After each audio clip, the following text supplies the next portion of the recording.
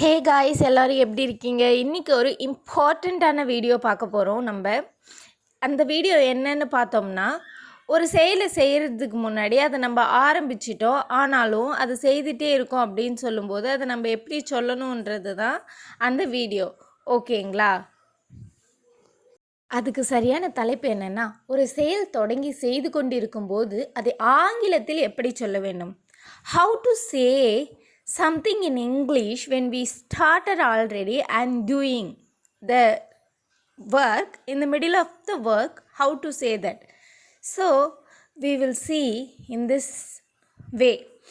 ஒரு செயல் நம்ம ஆரம்பிக்க செஞ்சிருவோம், but how to say in the middle of the action அப்படின்றது தான் வீடியோவே. So we will see the sentences. Please don't make so much noise, I am trying to work. தயவு செய்து சத்தம் போடாதீர்கள், நான் வேலை செய்கிறேன். Where is Divya?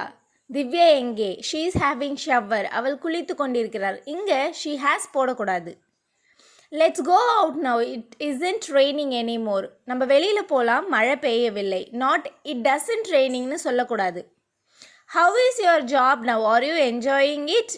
R you enjoy இட்டுன்னு கேட்கக்கூடாது, என்ஜாயிங் இட்டுன்னு தான் கேட்கணும். வாட் ஹேப்பனிங், என்ன நடக்கிறது?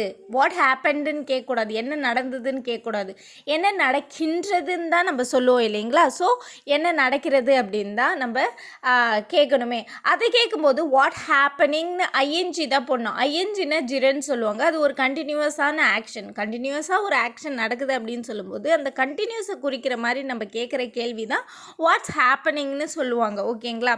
எப்போவுமே நம்ம மழை அது உயிரற்ற பொருள், அதுக்கு என்ன போடுவோம்? இட்டு தான் போடுவோம். இட்டு போடும்போது என்ன போடுவோம்? டஸ் தான் போடுவோம். ஆனால் இந்த இடத்துல இட்டுக்கு டஸ் போடக்கூடாது, இஸ் நாட் அப்படின்னு சொல்லணும். மழை பெய்யவில்லைன்னு சொல்லணும். ஓகேங்களா?